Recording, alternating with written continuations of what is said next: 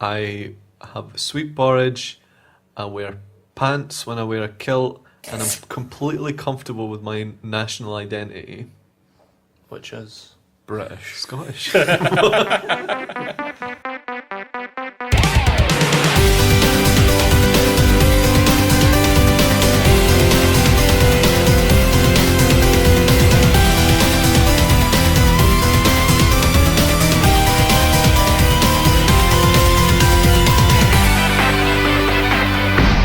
Gamewank. Wank about games. And we're back, boys and girls, for part 2 of Climax. Are you excited? We are.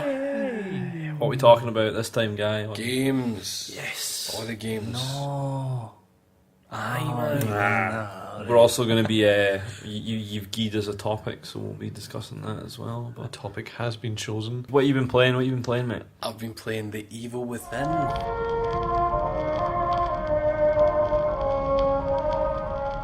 What do you fear, little one?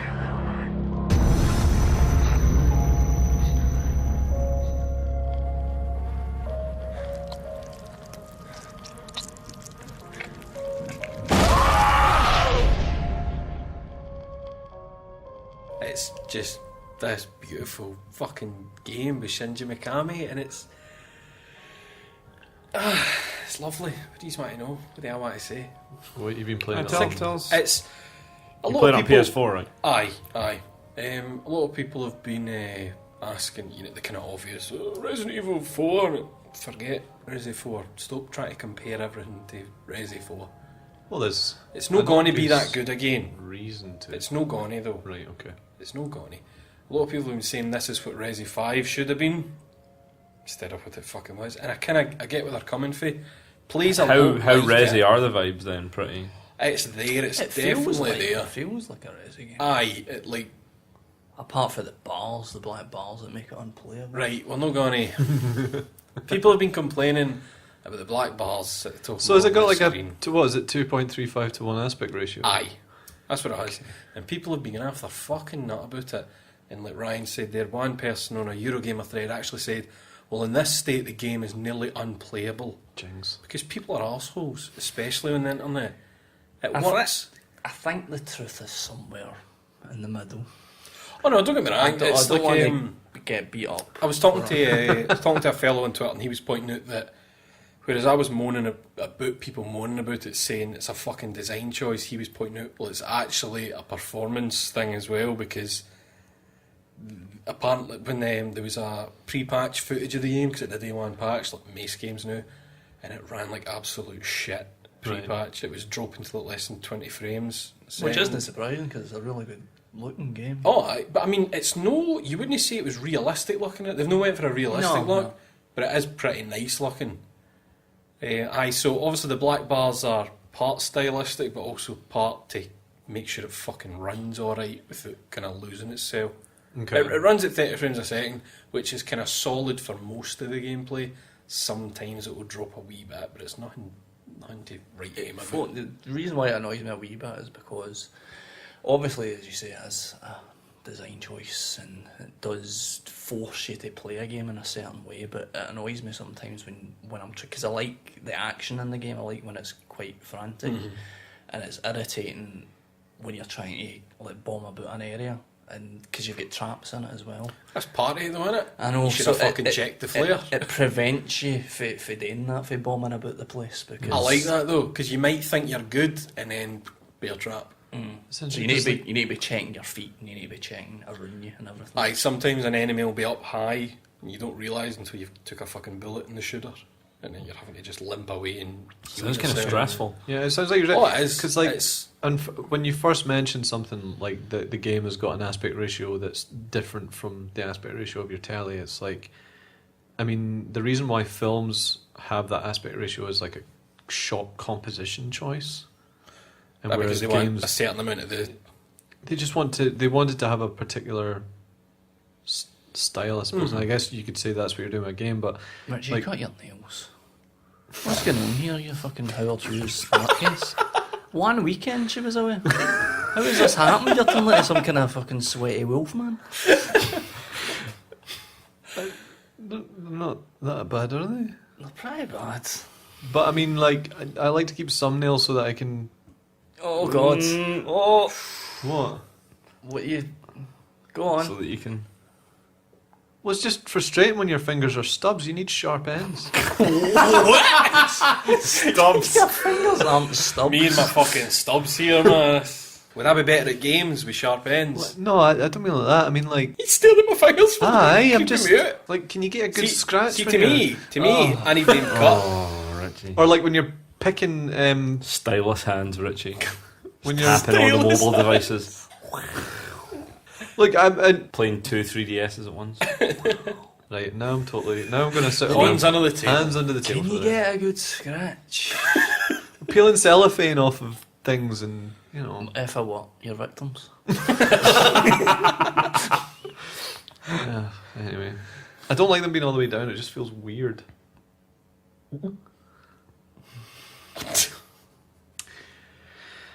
Anyway, It's a good game. The evil within. the evil within. I was saying something about aspect ratios. It's completely The gone. reason why What were you saying? films What were you saying? use Aspect. You're talking about specific aspect ratios. No, I think I realized as I was describing why a film would use a particular aspect ratio, I realized that it might be applicable to a game. But I always think of a game as like there's not shot compositions in games. There's just an environment and how that environment feels think to be in. that there's specific parts of this game where, say, you'll come out of an area into another, and it definitely works well in that because you've got like a kind of big reveal of an area. Mhm. It's without spoiling it, you come up some stairs at one point. You've got like a beautiful horizon, and I'm trying not to sound wanky, but I feel like it wouldn't have the same kind of oomph All right, okay. if it didn't have that kind of cinematic. Well, I guess thing going on. I mean, do you ever do that thing when you're playing a game where you compose the shot? I do see With now the- that I have this share button on the PS4, I'm really aware of what looks great. But I've got like loads of screenshots in a folder. Right. Okay. You get some crack at like if you know what I mean. Like you figure out, oh, I can actually angle this quite well, and with that in the background and this in the foreground. It's some belters. Aye. I'm much more aware of that now than I used to be. All right. Okay. I take it you're playing on super hards. Well, you can Commando only mode? start on survival, which was normal. So I played it on that, and then you unlock a Kumu mode, which is one hit and you're dead. So One hit for it's- anything. See, like a normal enemy. I'm pretty much playing that anyway because I don't like heal. I just use the default amount. I'm not using syringes or anything like that How no? because I've just figured if I die, I'll So you're just not do it putting your again. health up in any way. No, Fuck's sake. you don't need to. Are you day? Maybe there'll be bosses or something that I've not had What, yet. what but I've not- difficulty are you playing it on? It's the normal one. Survival. Whatever the default is. Aye, you fucked it. Anyway, the game, it's a lovely wee horror game, and I feel bad saying this, but it feels like the Saw games. Do you remember the Saw games? I remember that the No one existence- remembers them because I think I'm the only person that played them, but you know they existed. Aye. Like, because obviously he's gone for this extreme horror, and it's a bit more Saw than it is fucking Jacob's Ladder. Do Right. you know what I mean? And I feel like there's a wee bit of Silent Hill thrown in, like a lot of kind of rust and blood and that. But you're just this guy, and you're going about killing all these fucking demons, and you're thrown through levels. Like Ryan was talking about earlier, there's amazing cutscenes where you'll be like pushed backwards, like by a force, and as you're flying backwards, the camera tilts, and you're falling down a hallway. So the whole hallway's now vertical, Okay. and you hit the wall as if it's the bottom, and then the camera will shift, and that's you on your feet again. All right. Okay. You're just that's what's weird and all. Because when I first saw the trailers for it, I thought, how do you go for like this wee rinky-dink kind of scary village to these other settings where it's like a city? Aye. And the games we are doing it is, it's like now you're thrown through fucking dimensions, and you're just there. But it works. It doesn't feel cheap. It feels as if that was a bit of a mind fuck just going between those two areas.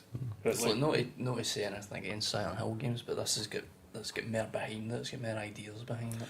I know what you I mean. still don't because I'm not even halfway through now, and I'm like I don't really know what's happening. That's what I was like right up to kind of the last bit. I had a rough idea, but right up to the last minute, it was kind of like, is any of this fucking real? Like, because when you go to save your game, you've got to find mirrors in bathrooms. That's quite a lovely wee feature. You'll hear cleared the loon, playing, and as you get closer to a save point, it gets louder. That's So cool. you've got to follow Yeah. that to find a save point. And it'll usually be a bloody door somewhere. You head in and the mirror will crack, and it starts glowing, Right. and you've got to stare at the mirror, and that transport you to what's essentially like a wee kind of mental hospital. And there's just this nurse kicking about who's totally fucking separate from what's actually happened. She talks to you as if everything's normal. Like, oh, you've not been here for a while. Like, you want to go and save your game? It You sit- reminded me a bit of the Darkness too, but only in that it was a mental hospital. Aye, aye. And you're not sure what's real Aye, like because what one's your reality. But so you walk up to the back of the room and there's this nice wee comfy chair and you think, oh, a wee seat. And you sit down, the chair changes, it's this big fucking monstrous dentist kind of chair. Thing comes out of your head. Upgrade your character by sticking wee bolts into your brain. So it's got nice wee features. You've got to collect green gel through it, which a lot of enemies drop. But for the get-go, you're just constantly like, right, what's this? Alright, no, it's no that, it's something else. Now you get flung out here. What's happening? Oh, they're after you. Run. Oh no, you're somewhere else. Okay. And it just keeps kind of... The levels felt quite short to me, which was nice. Each level's like a chapter. And I felt as if I was going through them at a fair click, which I enjoyed because... Not that I didn't want to linger in an area too long, but it kind of becomes evident that the areas are quite small in a lot of them. They're kind of... But they're well contained, they're well laid out. Enemy patrols are quite well, and you'll have traps about the place. Sometimes you'll notice an enemy come down some stairs and they'll spot you and you'll see them pulling a handle, and while you're asking what's happening, you've got a bolt through your head. Right. Okay. And your AI partner's asking, are you okay? As you fall down with a bolt through your head. So you get some good laughs with them. that bit I tweeted about where I had an AI companion follow me about, but I didn't have any ammo, so I was just punching things to death. And when you punch them, like you need to punch them loads and loads of times. Big haymakers. But when you kill them, their head explodes. So it was like I was mashing these things' heads apart, and my AI companion's going, "Good shooting."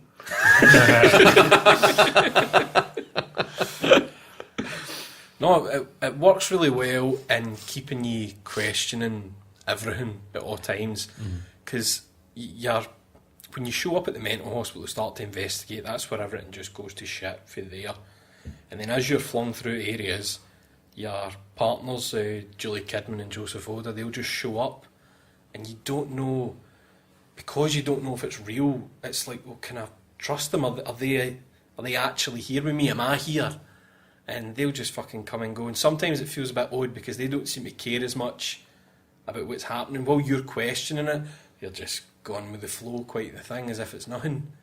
Shit, like just kind of shrugging off the fact that you've just seen a beast emerge from the floor, or let a body get back up and walk with half its head blown off. And there's bits you can miss. It would seem I missed a bit that was in the trailers where you have to dig into a body to find a key. I totally bypassed it completely somehow.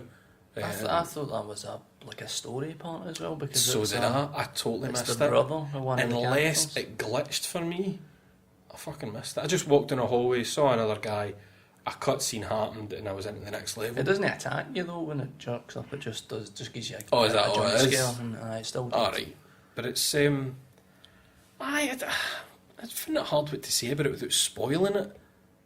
I mean, it plays very much like Resi 5 in a lot of ways. 4? No, Resi 5 Oh, right. in a lot of ways. Like you know the way Resi 4, even though it was a big departure for previous Resident Evil games, it had that kind of... It felt a bit looser control. right. No, that bad loose, but you felt a bit... Obviously, because it wasn't... It was still kind of tank controls in a way, but you felt a bit more free with them, Yeah. because it wasn't your fixed camera angles either. Yeah. You do over the shoulder. And then Resi 5 took that a bit further. It feels like the same as that way, where it's like Resi 4 with a bit more freedom, a bit more control. Okay. Does it have quick time events? No that I remember. No. It can only be a good thing. There's running away bits in it. Aye. That There's bits where it's like no matter how well you sneak or you avoid things, was a wee bit. you're A couple gonna of them are a wee bit you're annoying going to as well. have to run at this bit. Right. Like, you know, it's a scripted event. Aye. But I mean, they work well. A couple of times I've not realised that, and unloaded you- a clip and then went, Thinking oh, you can- fuck. I have done that at one bit. It's when I realised that an enemy came out a door to actually distract the thing that was chasing me, and that's when I clicked, oh, I should just be fucking running here. The story's good. The story's quite good because it's setting itself up for. I don't think a sequel, but I think that there's been DLC talked about. Oh, right, so I think the DLC will. I'm pretty sure you play as his partners. Right. So I don't know whether you'll be playing them before or after the game, or during the bits when you're separate for them. Mm-hmm. Maybe just kind of tying in what they've been up to. But there's a kind of sense throughout the whole game, no just for the. You get a right claustrophobic feeling because of the aspect ratio, especially if you're in a wee hallway and it's narrow this way and that way, and you've got barely any light and your lantern isn't really doing much good. You get And there's invisible enemies. aye, some of the enemies are invisible. That's good fun. There's just this kind of sense throughout the game of just being lost. Mm-hmm. There's a real kind of. I like that. There's the section in it that's got the 3 spy holes. Aye, And that aye. kind of emphasises the kind of dream within a dream within a dream kind of thing. It must be pretty special for a game to make you feel lost, but not actually be lost. At no point was I frustrated, but at no point was I no enjoying the game, and that's saying something new, because there's usually always something that will piss me off. But even when I finished it, I ended up like 17 hours playtime or something. I could have done more. I would have taken 5 or 6 more hours of that easy, because I was enjoying it that much. The action's really, really good. It plays really well. Plus, it doesn't do that thing where it will only just fire in creepy music to freak you out. A lot of the time, it's just silence, so you can hear enemies. Because it's a lot worse when you know an enemy's nearby, but because of obviously the colour of the enemies and the kind of way they look, they'll blend into the background sometime. And it's unless they're moving, or some of them get kind of glowing eyes. So you'll be creeping about, and you can have a wee eye symbol pop up if you set it in the options, so you know they can see you. Oh, right, okay. And sometimes you'll just crawl in and you see the wee eye symbol, and if it's gone left to right, that means that they could see you, and then it'll go still if they do see you. And I had like maybe 10 times where it would go still, and I'm thinking, right, they've seen me. Where the fuck are they? And I'm just darting about, and I'm pulling out a shotgun and then a pistol. And it's really, and then next thing you know, I'm getting shot because I didn't know the guy was up in a watchtower. Right, okay. But I'd kind of recommend it enough. If you like, it's no enough to say if you like Shinji Mikami. If you like Resi 4, Or just I don't like saying it because I feel like it's a bit of a fucking cop out. If you're into horror games that don't rely on daft jump scares and it's more the unknown. This game relies a lot on the unknown. It doesn't feed much information to you. A lot of the time, you'll do a whole section and you just barely get through it, no understanding what happened. And it's not like at the end of it, somebody goes, oh, here's why this, just fuck it, on to the next bit. And it rattles you through enough environments to keep it fresh. Okay, that's cool. Like you know the main Resi 4, it's fucking village, castle, island. Yeah. There's a lot more variety than that, and you don't spend as long in either of them. It's got a really nice kind of swagger to it, the game, because it's kind of just the way like when chapters end and it just comes up with the big Bang, bold titles, aye. and it's kind of arcadey. Chapter and clear. It's just Save next to it. it's quite a cool game. That's what I was trying to. I was saying to somebody on Twitter, and it sounds weird to say. I liked that it felt like a game, and no, you know, when a lot of games will go for absolute realism. Well, it is little kind of say on screen display and all that. That works for some games, but this works really well as a game. Here's the mechanics, and they work really well. Like the shooting feels kind of heavy. Right, okay. See, because obviously Sebastian isn't as big a strong cunt as Leon, so guns. Plus, he's just a normal police officer. It's not as if he was shooting his gun every fucking 2 minutes. So you do feel as if. Unless you're upgrading your accuracy as well, you'll miss loads of headshots. And the enemies, they'll just sprint at you. They'll kind of shuffle their way up like a normal zombie. And once they know they're close to you, they just sprint for the kill. Once you start making noise, Aye, they'll hear you. they just come Right, for okay. it. It's just really creepy in a way that's hard to describe. I don't like to just say creep and dread, and that's it. Yeah. But it leaves so much. Sounds like open to you. there's always tension. Definitely, it's because it never feels obvious that something's definitely going to happen. If you know what I mean. Like, you know, sometimes you can look at just an area and you go, well, if I walk up, something's going to smash through that wall. No. It has a lot of... I don't even mean it has like the build-up and then anti-climax. Right. It just keeps It's you just guessing. not as obvious. There was an area I was at where it really, as I was walking in, it was that dense and there was so many different like wee glowing ammo pickups and that. I'm thinking, right, there's going to be an arena battle. Nothing. Right, okay. But I was expecting it, and it was really just an area for you to walk through, stock up, and a wee bit of dialogue between you and your AI partner. But you get anything else to say about it, Ryan? Anything you want to pick up on? It was I loved it. Well worth playing then. I'll play it. It's like just like Resi games. You finish it, and it's like you've unlocked these weapons. Right. And if you unlock it, and I want to finish it on that Akuma mode because you get fucking touch it. It's tough enough. you get knuckle dusters. That's Alright, essentially alright then, I'm in. it's just a bit of metal that you've screwed bolts into, and I've heard that it'll. I think it's like one-shotting I enemies. don't even know how you end up killing these. Like, because when you first see these zombies, it's like they've got iron rods through their brains and stuff. Have you seen the big fat ones, and they're just full of shards of glass? Aye.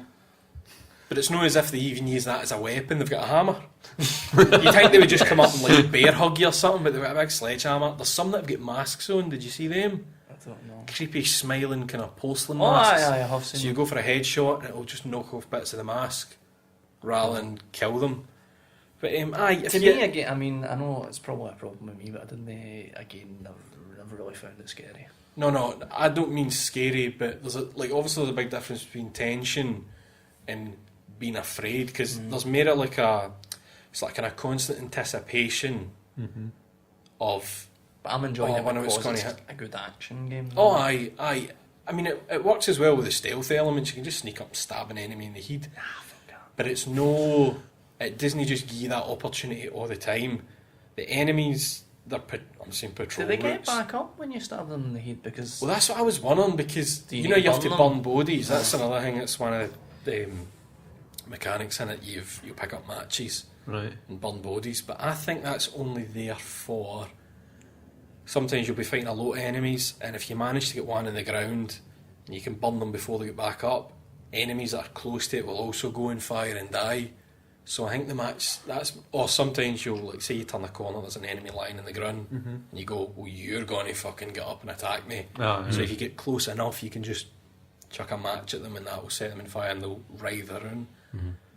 But but once you stab them in the head, I think that's it. That's it. I think it's maybe just destroy the brain standard. Just like real life. What's that?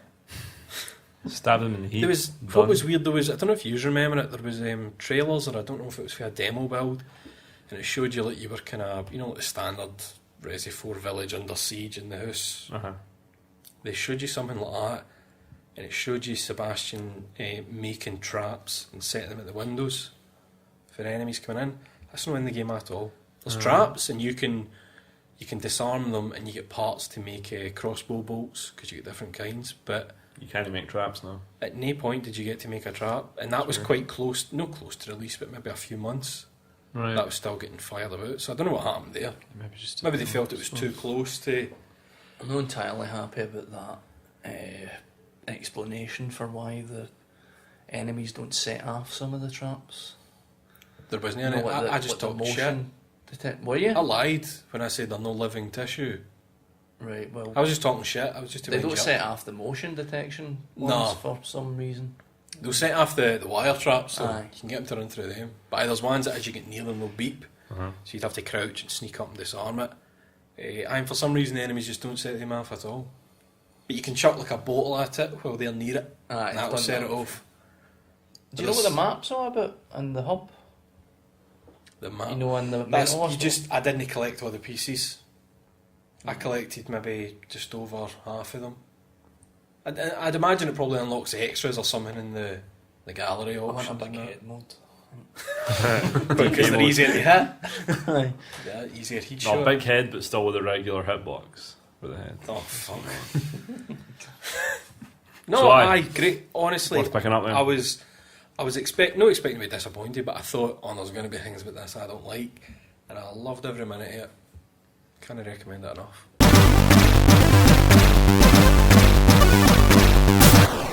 Cool. So, Richie, what you been playing? I've been playing a game. games. I'm so proud of you. I don't think I can say even half as much about this game that Guy managed to say about it. All right. We'll Well, see. thanks for joining us. But I have been playing Stealth Inc. 2, A Game of Clones.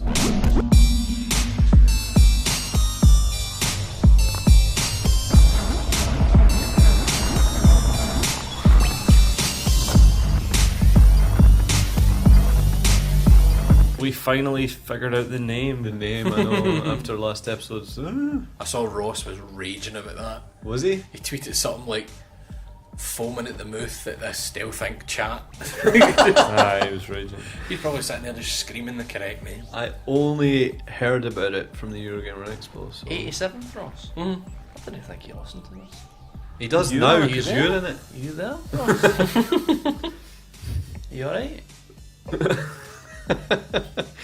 I'll text you. Text or sext? We'll see how it goes. Stealth Inc. 2. So I've been playing Stealth Inc. 2. It's What's it on? on... Sorry. You alright, mate? Oh God, a yacht bitchy. There was a look of panic on your face for a second there. Is this it? Why It's- was that? It's... What's No, I that? just swallowed the wrong way. Sorry. Who's near rang? Nah, I was going to say that. Aye. As long as you're swallowing. Way. So Stealth Inc. 2 is a Wii U exclusive. Oh, again. See this fucking Wii U. bias. Fucking. I don't know, Nintendo bias all over the place. And it's an eShop title as well. I've never played the first one or any of the other ones. What other ones? I thought it was Games, only you two. mean? Is there not two others? Stealth Inc. Is there not like another edition of Stealth Inc? I thought the first one was there was Stealth Bastard. Was that There we right? fucking go again. No, I'm just saying. Jesus Christ. I'm just saying it was Stealth Bastard to begin with. That was the Flash game, wasn't it? Then it was on We need Steam, a I think. stattle kind of guy who then- actually knows things. Ross, do you wanna get, we'll you- just you get need Ross on. in. Ross Like, can, Rouse Ross can can s- be the well, Ross actually. can sit on the couch. Rouse, no, that's his name. That's his name, dude. I was thinking Ross, but I was looking at couch. Roach. Ross can sit on the couch. Roach can sit on the course. Jesus Christ. So it's a 2D platformer puzzler game. Why is it only 2D? Um, They can do 3D now, don't they? what- How dare you? Pudding? Try it, try dare it. Dare look at that. Please continue. Sending messages to Ryan across the table while I'm talking. Please continue. Stealth Inc. 2 is this is going to turn into another classic Richie review, isn't it? There's a lightning. Have any of you played it yet? Nah. Right, okay. So Stealth Inc. 2 is a 2D puzzle platformer. It's set in a... The story is that it's set in a toy factory, but the way that they test the toys is that they test them on clones. You play one of these little clones and you escape. Well, you don't escape, but one of the scientists let you out and you kind of run amok in the factory. Mm-hmm. So the way that it works, it's a bit like a 2D Portal, actually. It's like, it has... I know this word gets used to describe practically every indie game, but it's got a Metroidvania structure. Where's the puzzle aspect though? So the puzzle aspect, I mean, it's a series of puzzle chambers, right? So there's rooms, and every room is a puzzle. So there's about, I think there's about 8. There's 6 zones, and then there's It's like like about environmental there's around hazards, about isn't 8 in each. But linking each of the puzzle rooms is more, it's the general environment, which has a lot of puzzle platforming in it as well. Also, it's no progressed. Can you like, just go between them? It's not like a lot of these games where you'd come out of the puzzle chamber and then just run along a corridor to the next. It's Right. like the whole environment of the game is structured so that as you get new items throughout the game, new ways to progress. Well, you know how a Metroidvania Aye. game works. Yes. I like the sound of that. It's good. It's really, really good. The puzzle stuff's great as well, and each sort of new environment gives you has a different theme, has a different toy, and Right. each of those toys are used to help you solve the puzzles. So it's like Does it still do a lot with like, light and shadow? yes, it's a well, as the name suggests, there's a lot of stealth in it as well. It kind of has this odd world thing going on as well, where you're saving all your clone pals are kind of, seems to be a suggestion that they're getting turned into food as well. There's a lot of different bits from different games being brought in here. Toys Like, as people. it reminds me a bit. Obviously, it reminds me a bit of Portal in the sense that the scientist who's running the experiments is communicating with you Right. through the game. But the way that the scientist's communications come up is like words projected onto the wall, Oh, aye.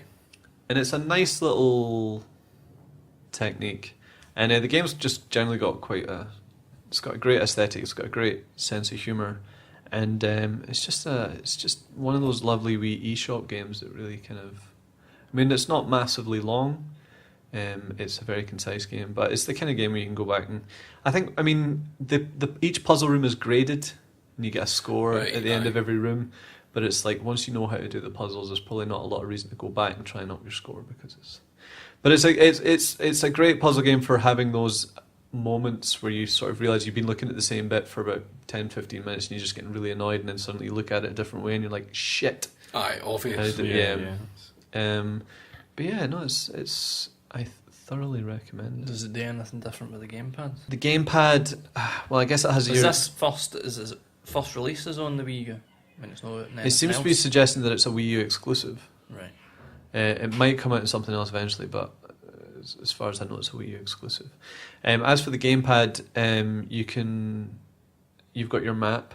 You can look at your map, Oh, right. Yeah. and as you progress through the game as well, there's little collectibles, so you can change the costume of your character. Basically, it's your menu system is on Yeah, it's pretty standard. standard I stuff. like that though. I like not having to like pause a game and navigate where you can just look down straight away. Aye. I mean, there's not.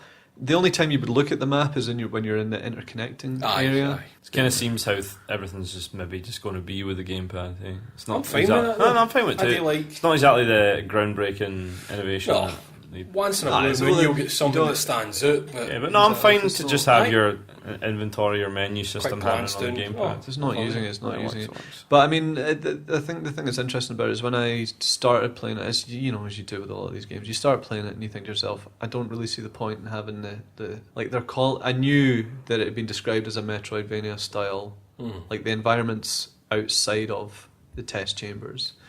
When you first start playing it, you kind of think it feels a bit tacked on, but as you sort of get further into the game, it starts to feel a bit more.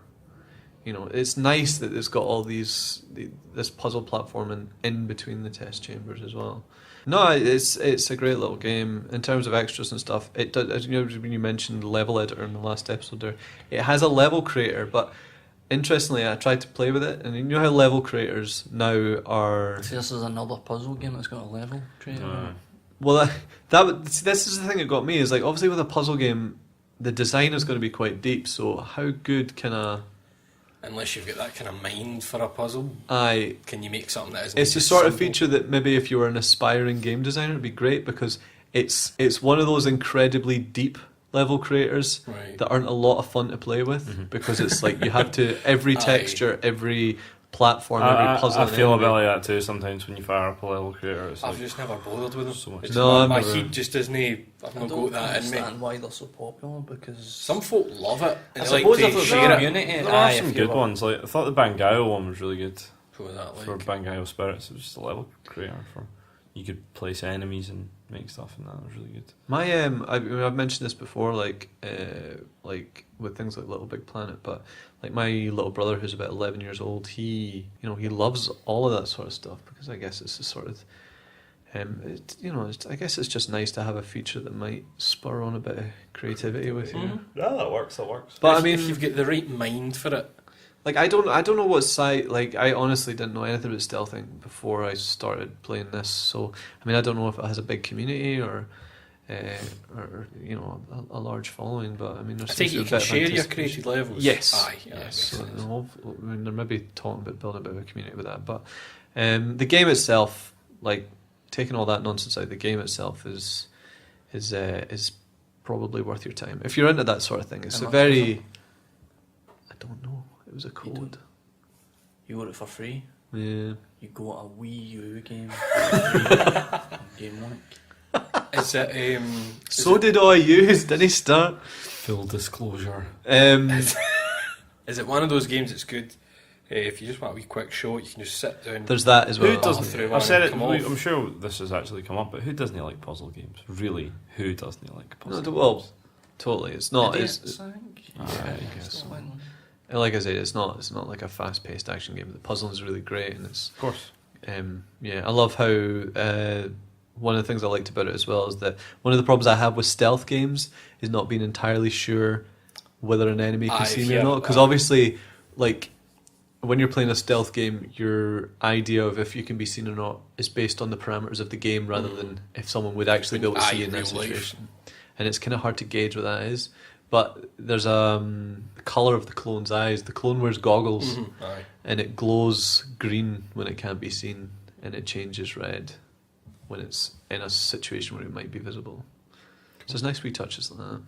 Made by a London-based studio called Curve. Ah, cool.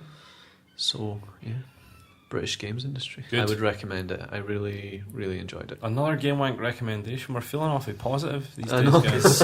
Games are brilliant. They are pretty brilliant. Eh? No, I've read on the internet. That's not true. They're over. And from something totally brilliant, I guess we'll move on to something not as brilliant and Gies a topic. Topics are brilliant, mate. Giza topic. Can you get born in the Oculus Rift, Giza topic. Is it anything like Dark Souls? Giza topic. A Jimmy Savile Lego game. Giza topic. There's too many buttons, there's just main meat. Oh, Giza topic. Maybe Thomas was alone because Thomas was an asshole. Giza topic. Video games, they're for Japanese paedophiles. Giza topic. I didn't hear an internet, son. I just want to play the games. Giza topic. What can field of view sliders tell us about ourselves? A couple of people have asked us in the feedback, in the Gamewank feedback hashtag, They want to hear our opinions about embargoes. on embargoes. Do we need to explain what an embargo is? Probably not. Just in this sense, when they say embargoes, I assume they mean you don't release your review until the Aye. date's date. Oh, right, I thought you were talking about the fruit juice.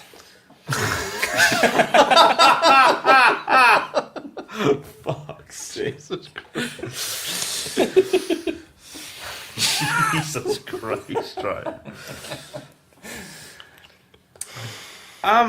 We're not big shot journal. You may be surprised to learn. Whoa. What? Well, maybe you are fucking Mr. BBC Toilet fame. We're not big shot games journalists, so embargoes it's not the kind of thing we need to worry about in our day to day lives. But the way I assume an embargo works is they go, here's your free copy of the game. You need to sign this. And you didn't talk about the game until the embargo date happens. Yep. And then that's it. I mean, if you're getting a free copy and you sign it, and then that's the rules. It's just the way it works. It's And a bit like, even if we were subject to something like that, I bought Lords of the Fallen last week, but fucking 10 days before it came out. Played a bit, had a bit of a moan on Twitter, sold it. I wasn't under an embargo, so nothing could be done about that. The only thing I've seen that seems to be problematic is the thing that happened with Video Gamer, where they didn't get a they copy, bought so they went and bought their own copy and broke the embargo that they'd legally assume had legally signed nothing to say they were under. No, that's what But I they mean. still got a lot of shit for it. But it was for other sites. Aye. It wasn't as if it was your average Joe going, "Hey, what do you think you're doing?" It was other people who were angry. I imagine that they couldn't talk any about big it. gaming website could just say, no, we don't want to sign the embargo, we'll just buy a copy. And I assume that's allowed to happen. If you want to keep up good relations, They'd be well bedded in with PR companies, they wouldn't do that kind of thing. that's what I mean. Because you want to keep up. Because you want to get free stuff, exactly. Wait, so if how- you how break You an know, I have to embargo, hope How that could that you buy- special shop is going to have a copy early every single time. I Because was they going don't. to say how you couldn't. Somebody very few somewhere situations along the where you chain can- has broken the embargo. It's just that the site. No, I'm just saying there's got to be very few situations where you could get the game. Unless you're I working think a if you shop. know, if you before know, the embargo. if you have contacts and you know where it Aye. leak, you can get retail as soon as. I mean, how do you think games leak?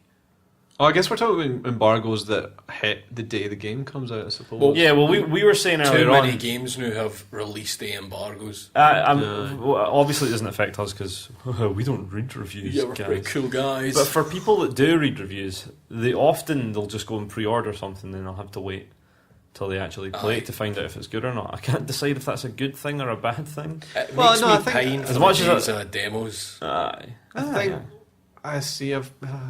Demos is a funny It was- one because it was it's when you like mentioned earlier about a demo putting you off. I think games are kind of at a point now where demos don't really sell them particularly well. I think because you can run the risk. They used to release a demo and they go, "This isn't actually in the game. We made this for the demo." Right. Okay. So does that represent the game accurately? If this has just been made specifically to sell the game based on this? I know. I mean, I know what you mean. It's like I do miss demo culture, and like demo culture is kind of was the reason for uncovering so many gems on during PS1 time that wouldn't have gotten a lot of coverage, or you know.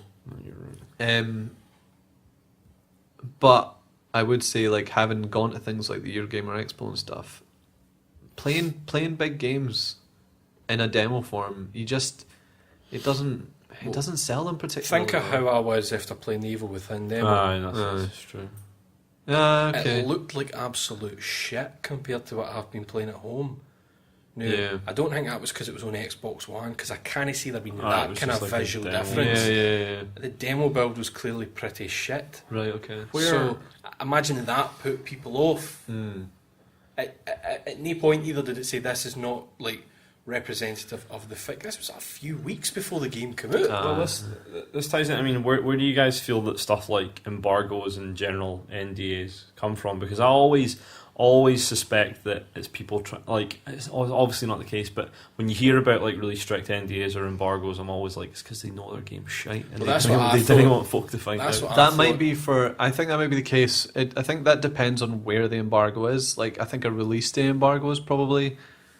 I mean, It's suspicious, though. if you say there's like embargoed until the day it comes out, then most of your audience has bought it already. I mean, I think it's not even just with games. I think it's just that with games, Aye. there's a bigger. I think a lot of people do read reviews, and a lot of people take reviews from their favourite sites seriously. Aye. And when you're a company that's put millions and millions of dollars into generating hype and like running up this like climactic marketing campaign, a bad review a week before your game comes out is completely fucking ruined. It is your surprising how marketing. many people base their decision. There's a lot of games that I've been interested in, and I've seen them get rotten reviews. Aye, how many times have you seen Still the words bought the game. pre-order cancelled? Aye. Yeah, but if you think about the amount of games that maybe you thought maybe not, there's got to be a lot of games in that category that you weren't just like, I'm definitely buying that.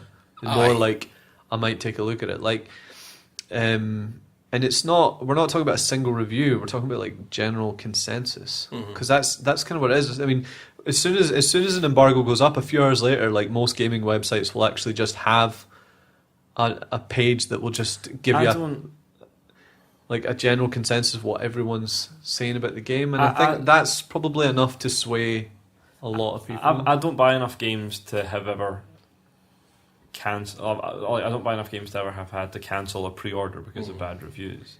Like, all the games that I buy, I pretty much commit to buying either when I pre-order them or when I decide I want them. But what I'm saying is, you will only pre-order the games that you definitely know that you're. Yeah, I mean, Whereas there's like again, there might be a game that I think this is why I don't read reviews, because I already know what I want to play. It's usually maybe for chatter of people that I trust on Twitter, people that I know you like the same kind of thing, so I can kind of trust you usually. But apart from that, it's usually, do I think that looks good? Watch some gameplay. I still think that looks good. Buy it. If it's shite, sell it. Lose a couple of quid. I think the whole embargo situation can really be summed up as, if you're a games journalist and you work for a website, then you basically need to follow the rules. It's just the way it works. No, There's no way you could keep up. And in the case of Video Gamer, like where they had that issue with Bethesda, it's like, I think like they acted well within their right to do that. But at the same time, if you're going to be a website that does that, then you have to expect that the company's going to be pissed off with you and start giving you free stuff. It wasn't even. It was the fact that it was just other journalists that were raging about it. Well, this is the thing. At no point did I see any of them tweet about how much total one-upmanship is there in games journalism? I think on the face of it, everyone's like pals in that, but behind closed doors. I mean, the trouble is though, if you're going to get that angry, just because you've given this game a positive review and somebody else has given it a negative one. I don't think when that evil thing. I don't think Video Gamer were like, oh, we're going to get a review out first because it'll give us all the hits and that. They were just kind of like, look, here's what. It's like, well, he never gave us a copy. At no point did they hide it. They explained, here's what's happened. We won the all of this. We did that. Do you not also think that, like, I mean, there's already a bit of a problem in games journalism in the fact that games are so long that most reviewers are probably not playing the whole game. This has been a problem with reviews since I was a fucking kid. If you're having to batter through it to meet a deadline... well, I was going to say, if you were in a... Well, the other thing I was going to say was, if you're in a position where nobody was telling you when you could get your review out and you could just put it out when you wanted, how often do you think someone's going to play, like, a couple of hours of the game and then just, be the first to get it? Well, I mean, this is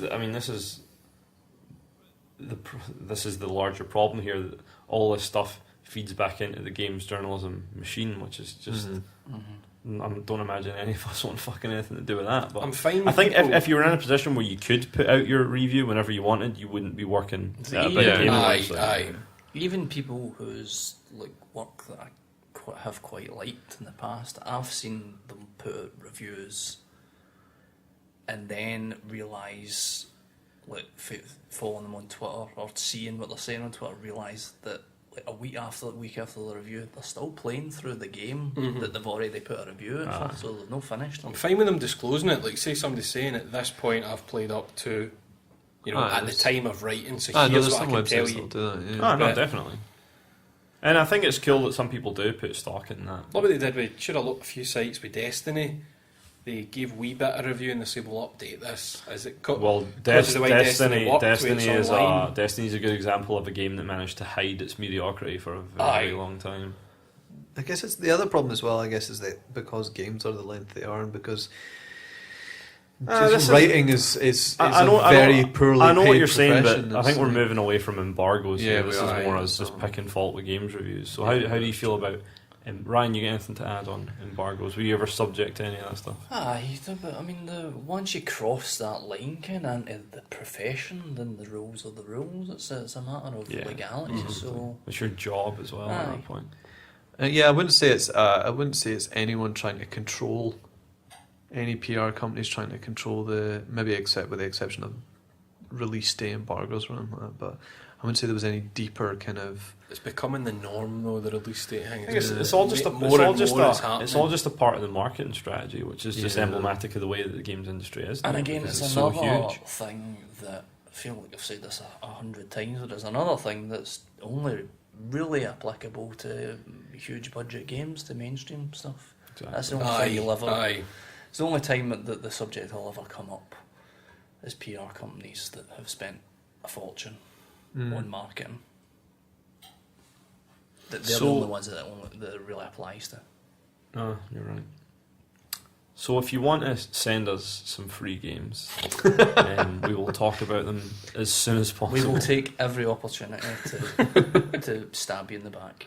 From the perspective of like a PR company though, if you get someone playing one of your games and they fucking love it and they're absolutely busting to get the review out there, but you can't, you'd be a bit like... But that's why but you can't make a rule like that and then start making exceptions. The release day embargo seems like a safe option, though. It's like, if it's shite, they've already bought it. If it's good, they've probably still already bought it. Do you know what I mean? Like, it does sound like just kind of covering your ass. I think like it's not an ideal, but I mean it's just like you're saying, it's the rules. It's just the way it is at that level. So I mean, I don't know if we can even really. There's no answer to this question of embargoes. I guess it's also when you're a PR company as well, and you're probably dealing with a lot of gaming websites. Some of them definitely more important than others in terms of your priorities. But from a PR point of view, you don't want any of those websites to feel like they're less important than others. So if you, from a PR point of view, you don't want any you don't want any organisation to feel like, Except Gamewank, of course. except We've Gamewank. not got feelings. We're You not. can't hurt what isn't it? Every very company sensitive. should be like Nintendo and just make everybody feel completely insignificant. Well, actually, they should do that. They should all make it so difficult to get a copy of the game that you just don't want to. Whoa. They're like, We'll lend you a game for 2 weeks. About 3 months after the game comes out, you have to send it back. Yeah. Anyway. It's a boring subject, mate. I'm not really interested in You it. can just kind of go around in circles I was with just it. talking about big numbers, really, isn't it? it's not something that's ever going to concern Gamewank anyway. So No. Thank fuck.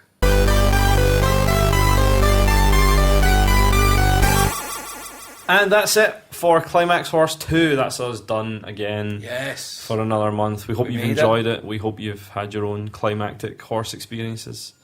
Ryan's phone's ringing again. Is that fucking Hazel Irvin again? Hello. Oh, it's Jackie. That Jackie Bird. Right. I'm in Livingston. I'm not in the flat. Is that Ralston? I think D might be there. I don't know. Is that Elaine C. Smith? Keep going. All right. Okay. See you later. Okay. Was that rap? Love you. It's Chick Young.